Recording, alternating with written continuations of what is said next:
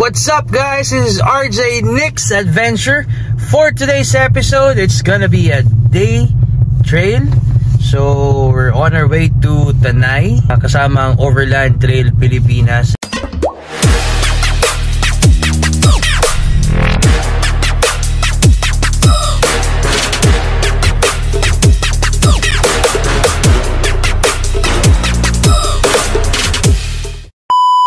So as usual, mga nakalimutan ng konti, so bibili lang kami ng ice tsaka drinks namin dito 7-Eleven. Tsaka konting chips ba, mami? What? Yes. Alright. We're actually here sa Sukat Road. Papunta na kami ng Shell Boso Boso. Doon kasi meet-up place namin. Kaya ang usapan, 5 o'clock to 5:30 AM ang meet-up. I hope hindi ganun ka-traffic. Kasi napag-usapan last meeting, kung sino man malali, may multa na 100 pesos. Ang ano to walang lead class officers, members. Pag na-late, magbabayad. Ito, palabas na kami ng Sukat exit. So, mag-SLEX, papasok kami ng C5 all the way to Marikina and then Tanay.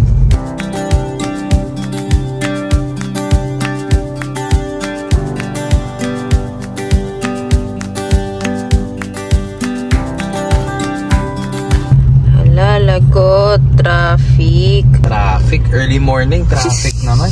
Bad trip no? Magbabayad ka. Ako ng 100 pesos. Meow, meow, meow, meow. Meow, meow, meow, meow, meow.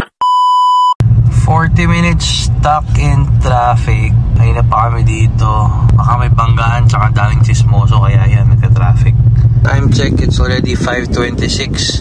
Pumasok kami sa traffic around 4:45 pa lang. Ngayon 5:26 na, magliliwanag na. Ayan, liwanag na 2,000 years later.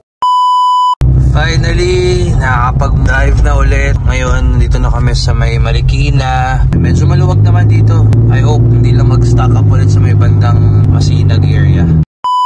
Dito na kami ngayon sa Shell Masinag. Fuel up muna kami. So far, walang traffic. Ang Thor na laklak. Papagas muna.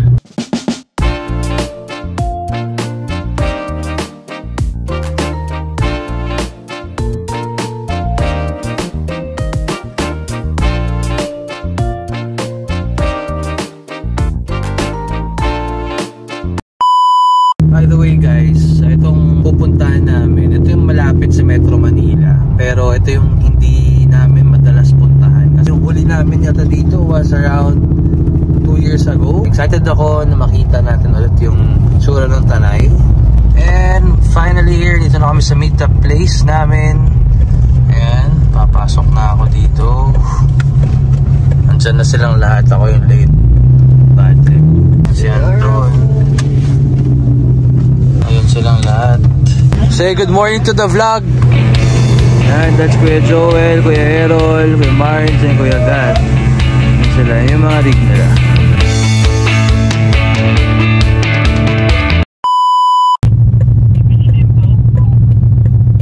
Pwede, may palengke naman Roll out na kami guys. And papunta na kami ng Kinabuan Falls para makita na ng wife ko yung falls. Actual. Diba? See ya!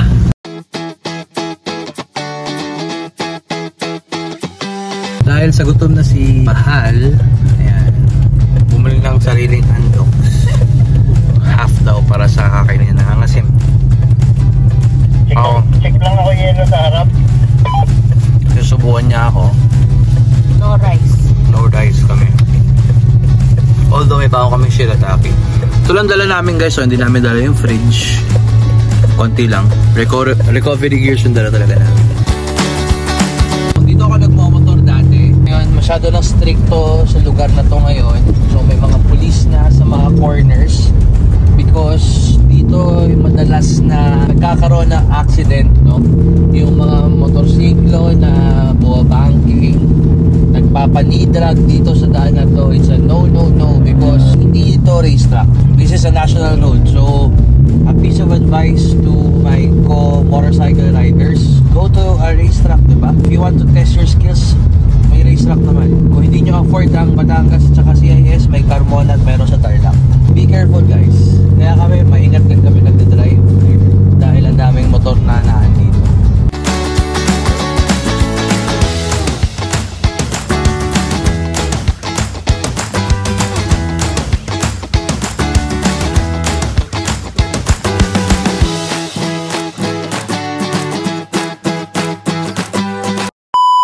First na gagawin bago pumasok ng trail is mag-air down. So here, mag-air down kami. Boss, sobrang tagtag na, diba? Air down muna ako guys.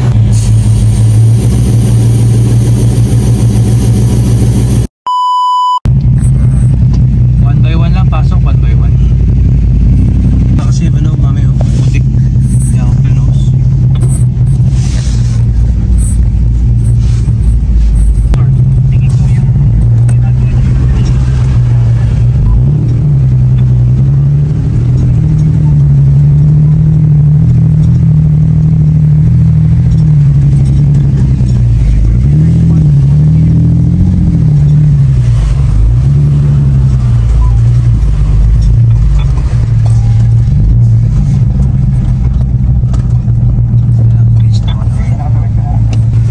Engage na muna ako 4x4.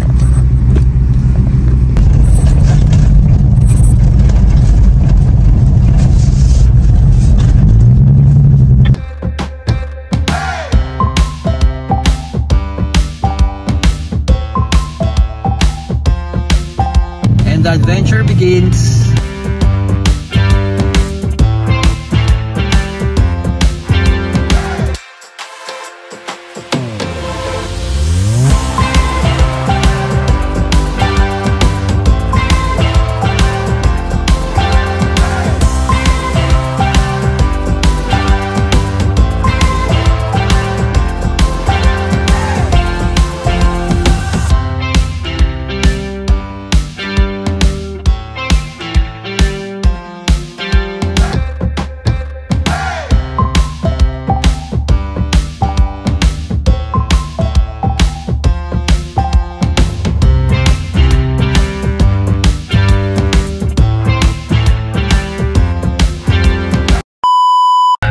Babalik ba? Babalik? Oo. Maglaro natin. Okay na ako. Si Kuya Gas, naglaro na eh.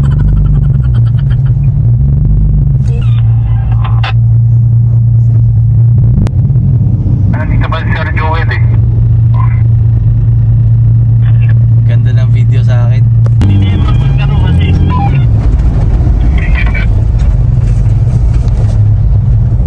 Ay, si Moise perfect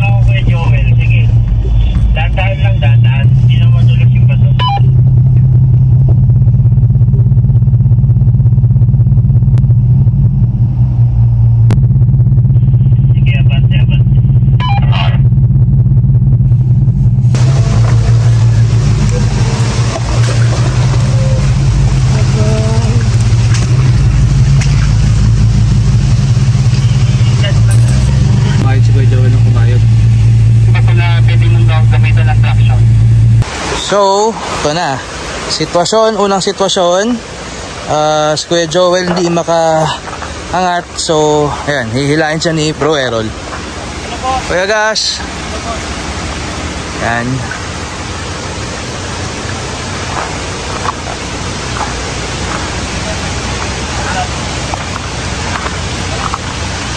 And guys, this is Bro Errol, owner of the Eagles 4x4 Off-Road. So, ano masabi mo, bro? Ayun, binudol kami nung nabara doon, si Gas. Yun. Mahilig mambudol eh. Kaya yan. Saan ba dapat tayo pupunta? Kadaraitan lang, napunta kami sa Kinabuan Falls eh. Yun. Hihilain ni Bro Errol si Kuya Joel. Ayan, nalig ni Bro Errol. Kuya, sabay ka. Yan. Bro Anton. Video and picture. Nambubudol.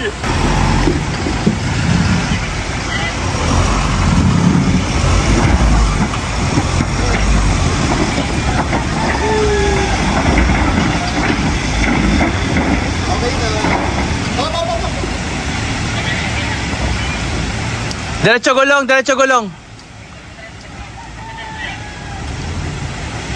Isa pa, diretso gulong. Kuya Jo, kaliwa, kaliwa. Okay na.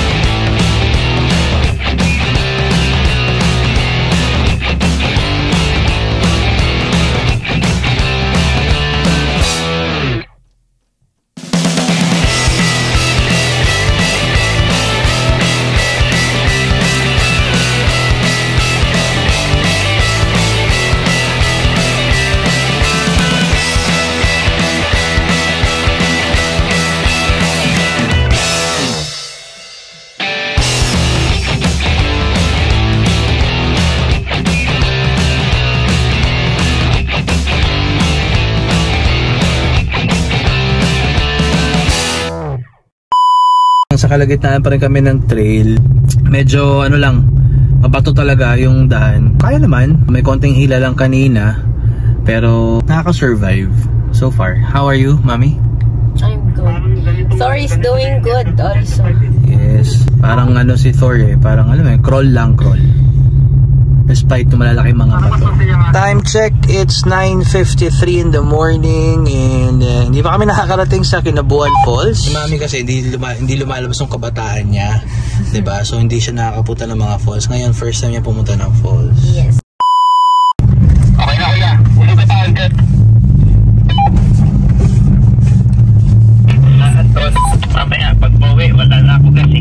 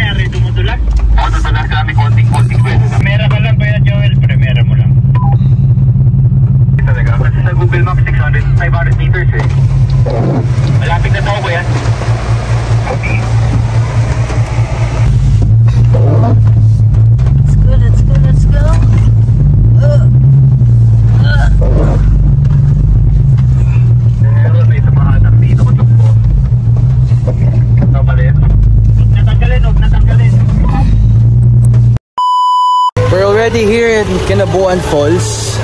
Yeah, medyo maulan. Kami nakapark sa tapat ng church. I survived. Kaya Joel, daanan namin. kamusta experience? Ng bato, pero tulong-tulong yung yung grupo natin para makasurvive tayo. And that's Overland Trail Pilipinas. OTP. Grabe yung kahit naka 4x2 lang ako pero kinaya yan. Yan yung Triton, 4x2. Pero kaya, 'di ba? Bro Errol, Kuya Gas, OTP. OTP. Yun oh.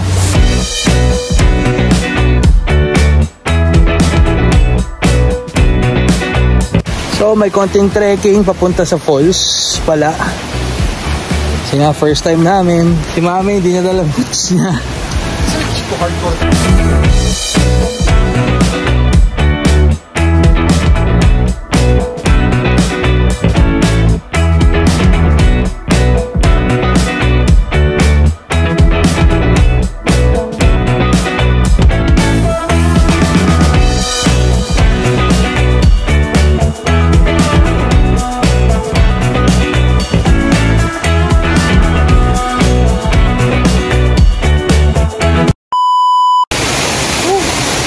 Lakad mode. We're here!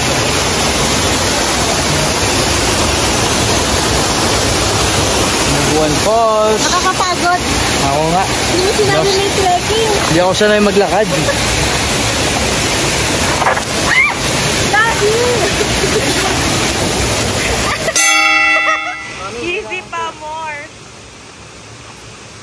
Easy pa more. Guys, sa mga hindi pa nakakapunta ng Kinabuan Falls, ayan, ito yung falls. Sarap paligo. Hindi siya ganun kalamig. Saktong lamig lang. Kaso nga lang, tatamad kami magbihis, no? So, hindi na kami maliligo. Although, basa na rin naman ako. Ayan.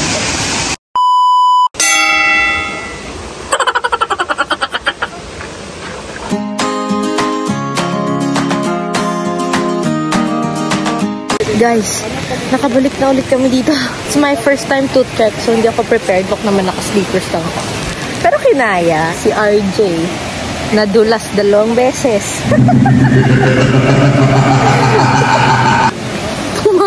Pumasok kayong pa sa chinelas. Daddy, pagod? Tapos na kami mag-Kinabuan Falls and now papunta na kami ng Camp Hayatus. Doon na rin kami magla-lunch. Luto daw sila, pero kami may baon kami para iwas luto na.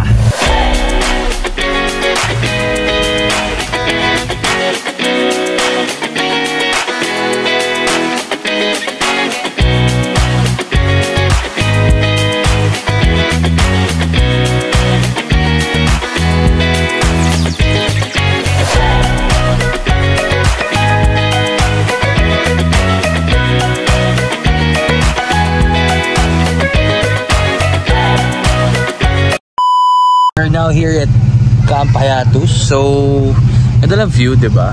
It's a good campsite actually.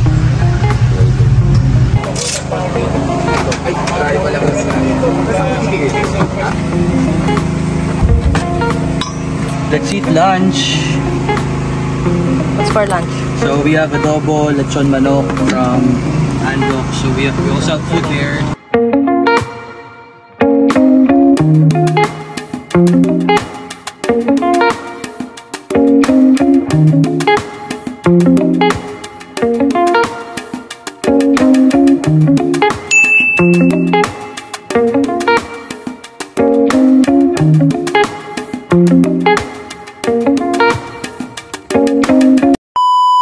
By the way guys, ayun, nakapag-lunch na kami. The aftermath, yan, diba? Naging color white yung tires ni Thor. Dito pala ngayon yung owner ng Camp Hayatus, si Ryan Aranya from the PBA. Try natin siyang kuhanan ng vlog, ng video. Let's ask and let's tell him to invite people here sa campsite niya. Say hi to the vlog. Hi. Hello. There you go. Si Boss Ryan, interviewin natin. Invite niya yung mga tao sa Camp Hayatus, di ba? So, Sir Ryan, first of all, thank you that na-invite mo kami to sa Camp Hayatos. It's our first time here. And actually, nagustuhan namin yung place mo kasi sobrang tahimik tsaka malinis. Baka may gusto kong sabihin, invite mo yung mga fellow car campers natin and fellow offroaders. Well, syempre first of all, gusto kong magpasalamat dahil napaunlakan nyo din yung invitation dito, nakapunta kayo. At least, napakita namin yung konting kapirasong lupa namin dito sa Tanay. And I just want to invite everyone, lalo na yung mga overlanders, family, kaibigan, dalhin nyo sila dito sa Tanay para maiba naman yung vibe, no? Parang nature vibe, kung gusto mo talaga ng bonding with your family, walang internet, walang anything, social media, this is the place to be, Tanay Rizal, dito, Camp Hayatos. We offer yung mga internet din kung gusto mong connect para at least you can connect to your family sa Metro Manila. Pero syempre, kaya nga tayo nandito para makapag-relax din. So yun, maraming salamat for coming, bro. Thanks, thank you. Sir Ryan pala is also a member of Overland Trail Pilipinas. So for those people out there na gustong mag-join ng overlanding trail, just message us sa Overland Trail Pilipinas. We'll add you sa GC namin. Official member na namin. Thank you for accepting me. Tapos syempre yung Christmas party. Oh yeah, Christmas party, tama ba guys? Christmas party dito, agree? Dito tayo. Yes, syempre naman. Dito kami sa Camp Hayatos. Thank you. Thank you. Alright, bro. Time check, it's 5:51 in the afternoon. Enjoy ka? Yes. Lalo na sa unexpected trekking. First time ko yun. First time niya mag-trekking, di ba? Nakakatuwa lang kasi day trip pero parang dami naming ginawa. Nakita nyo naman yung Camp Hayatos. Ganda ng area nila, di ba? So, I hope you like our video for today. It's super saya kasi walang sitwasyon na nangyari. Okay naman lahat, kaya mauulit pa to. Don't forget to hit the like button and subscribe to our channel. Bye! Peace out!